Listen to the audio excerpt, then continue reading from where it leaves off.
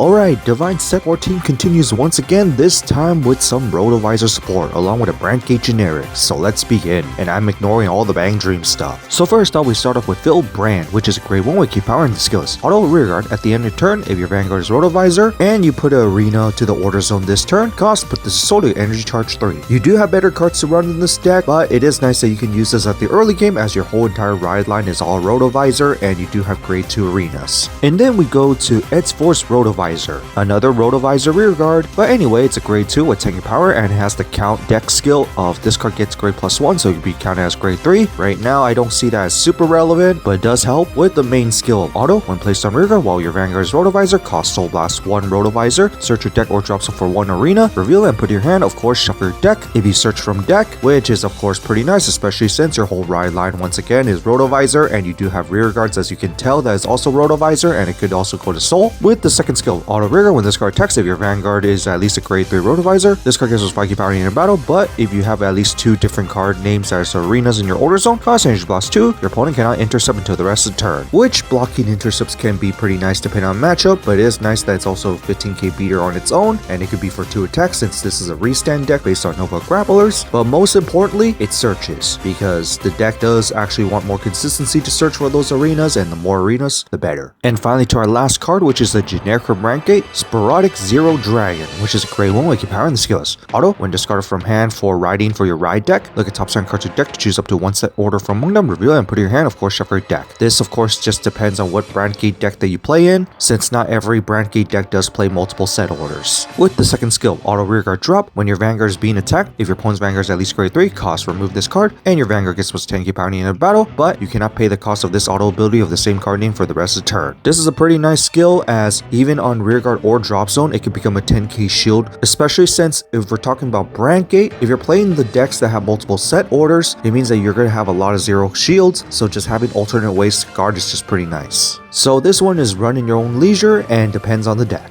And next week we got the Yakuza collab for Dokuvan, which I'm not going to care about, so I'm not going over it. And so that's it for the new Rotovisor support along with the generic for Brandt Gate. What do you guys think of it? Generic for Brandt Gate, I mean, it's always good to have as additional options, and it just always depends on the deck. As for Rotovisor support, even though it's just really one card that we really care about, it is nice for consistency boosts, but nothing very huge here. But on that, that's it for this, and see you next time.